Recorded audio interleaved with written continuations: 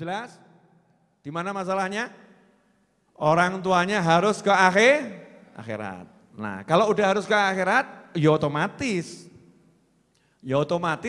Dia akan jaga semuanya.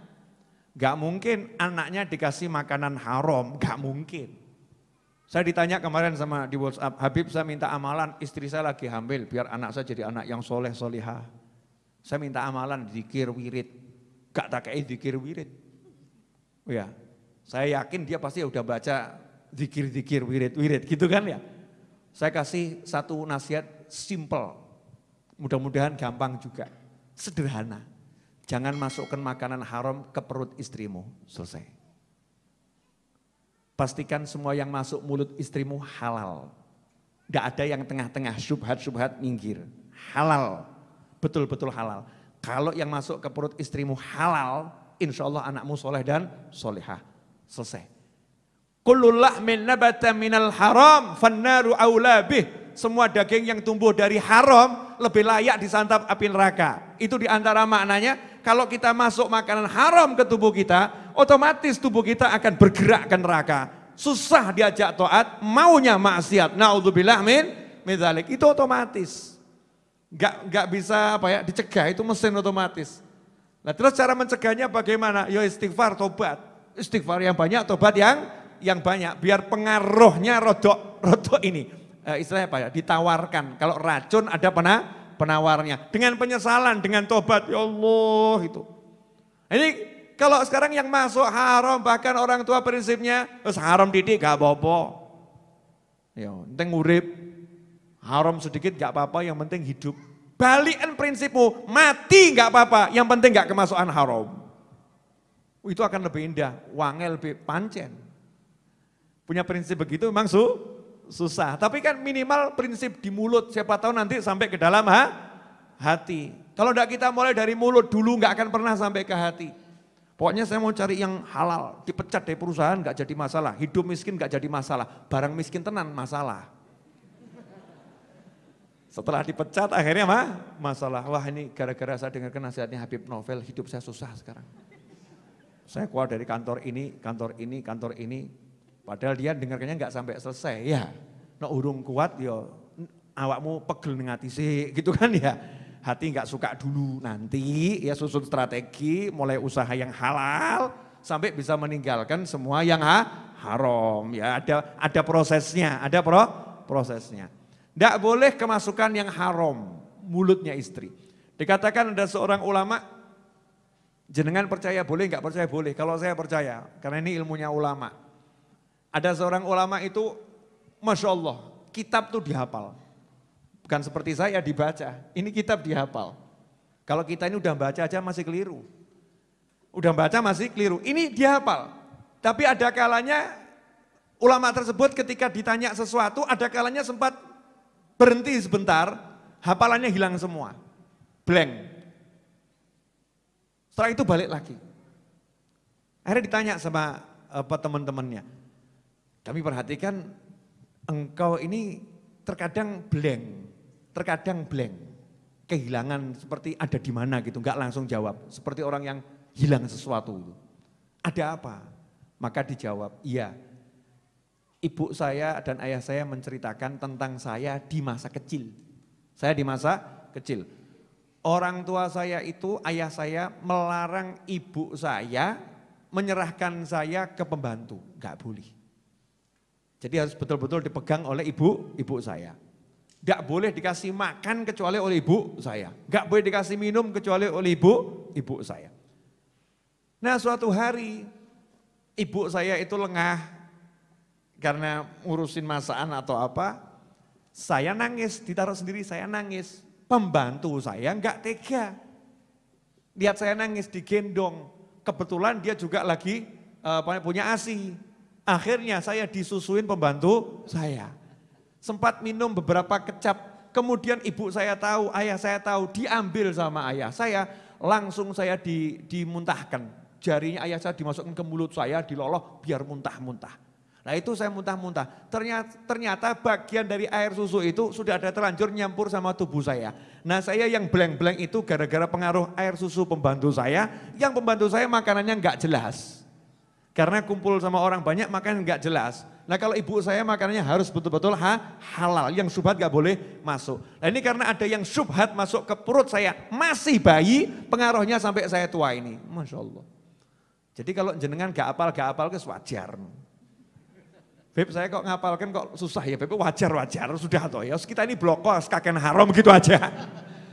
Kalau kita ini sudah kebanyakan haram, semoga ya Beb gak ada yang haram, ngaku wes lah kakek haram. Kita ini kebanyakan haram, makanya istighfarnya yang banyak. Nanti kalau kita menghibur diri, gak ada yang haram, tambah ngerti-ngertiin rokok kan, naudzubillah min dzalik. Lebih baik sadar diri, banyak yang haram masuk, makanya istighfar yang banyak. Satu hari istighfar minimal 100 atau 1000 ya. Diperbanyak istighfarnya, biar apa? Sadar diri mas. Wawai dhewe kakek haram, masa gak tau istighfar sing akeh. Minimal ono penawari. Sadar diri. Ini pengaruh makanan haram masuk ke perut anak seperti itu. Makanya jadi orang tua hati-hati. Gak ada kalimatnya itu tolabur rezeki itu gak ada. Tolabul halal. Mencari yang halal. Bukan mencari rezeki. Cari yang halal. Kalau gak halal gak usah dicari. Semua yang masuk ini harus diperhatikan betul. Memang tidak gampang, mudah tapi tidak gampang. Butuh kesungguhan untuk neliti. Ibu diajak suami ke rumah makan. Aromanya sungguh sedap. Restorannya indah, makanannya enak, penyajiannya oke. Langsung masuk atau nanya dulu? Ibu. Di dalam yang makan pada kerudungan semua. Yang juali pakai kopiah. Lah koki. Loh koki kan pakai kopiah juga kan ya. Kopiah koki gitu loh ya.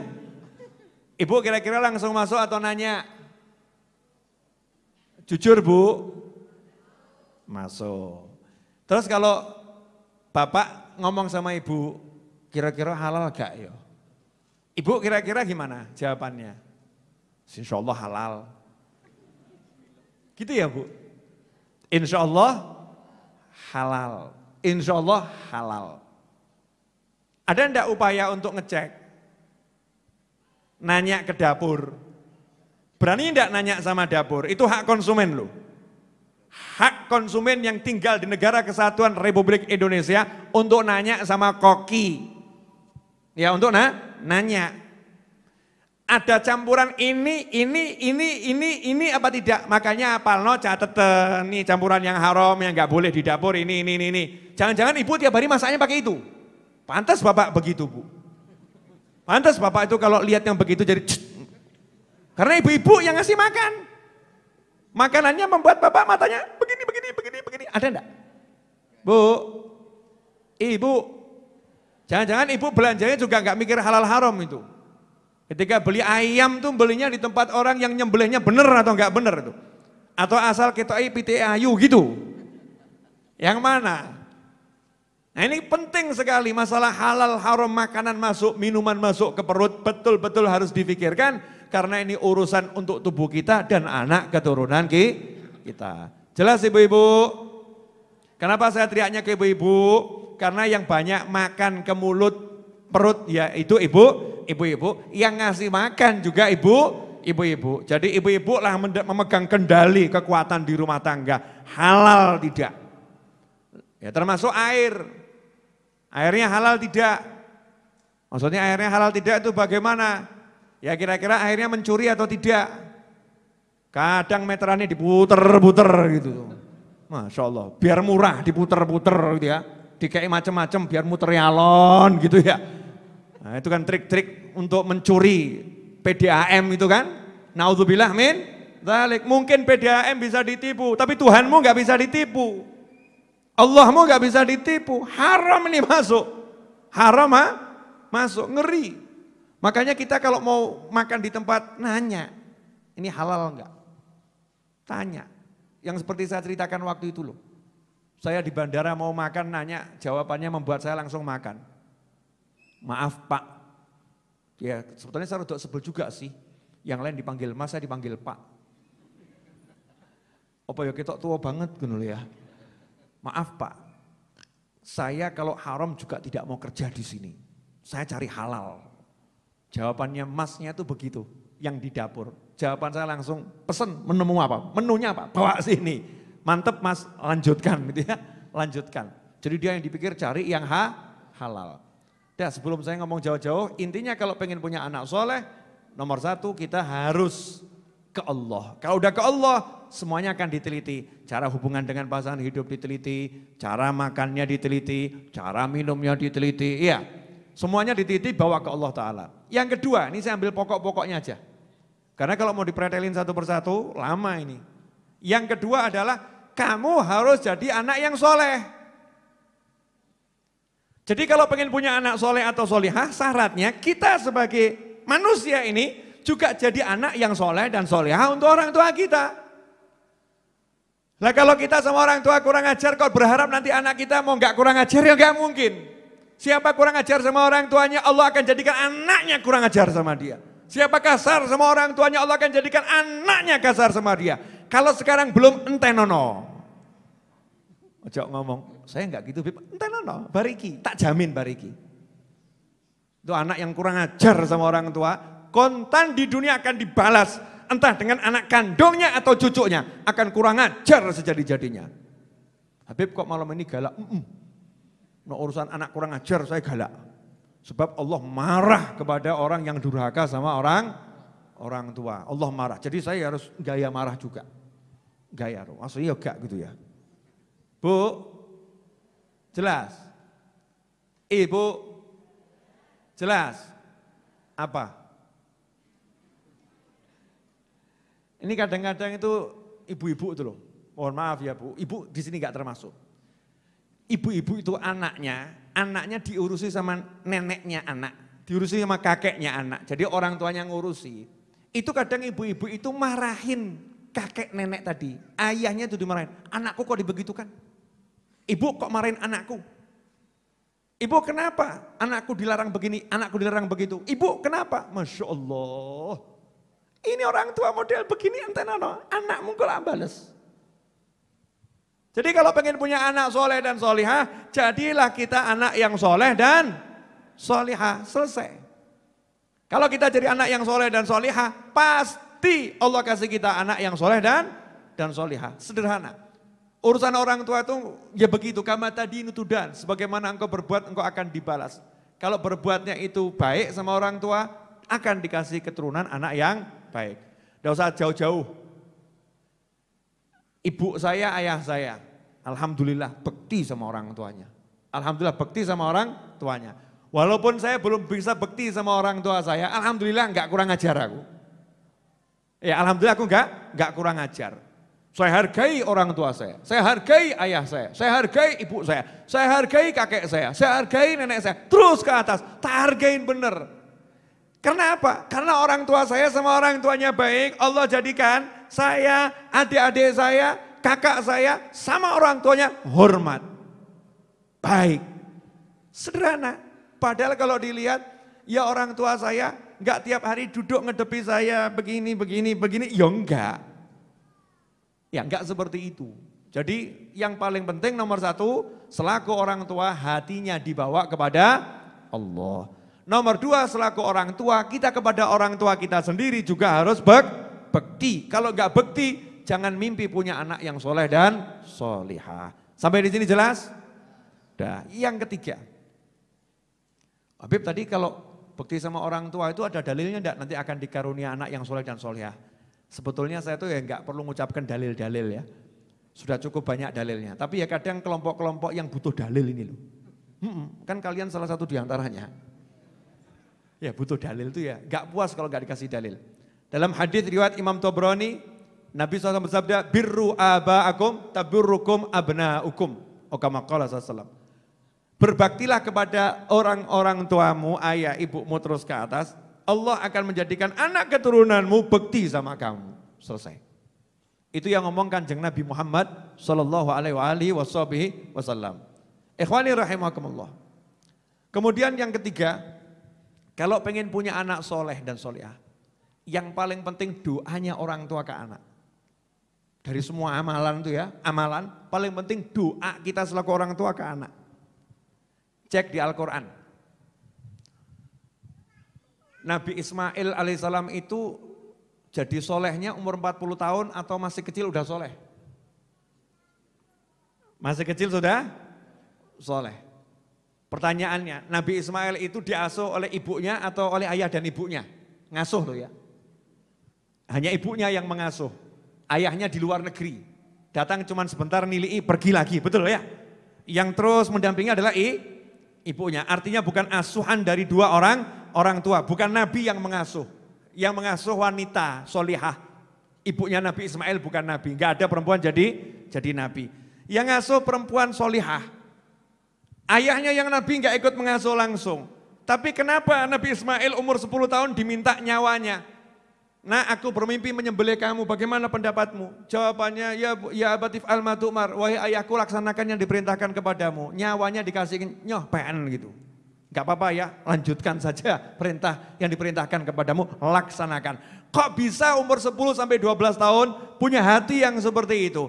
Jawabannya adalah ayahnya enggak pernah mandek doa, Rabbi habli minas solihin. Ayahnya enggak pernah mandek ibadah. Jadi anak soleh itu karunia dari Allah Ta'ala untuk orang tua yang soleh.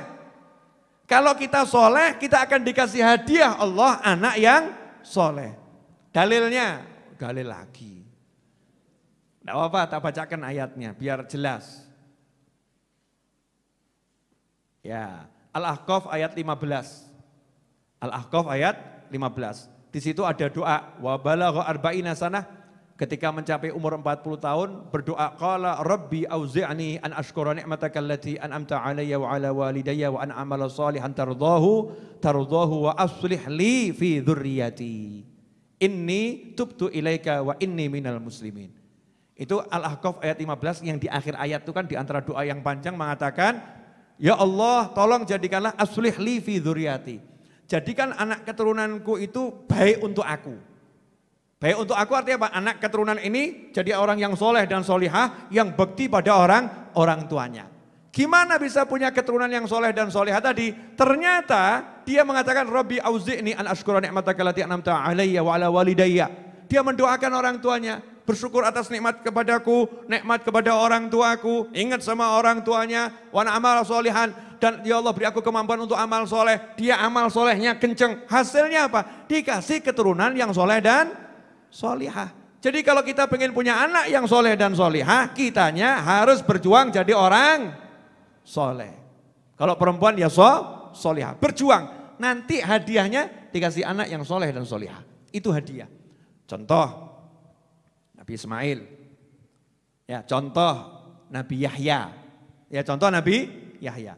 Dah itu Nabi semua, mesti kalian ngomong begitu. Ya udah yang bukan Nabi, perempuan.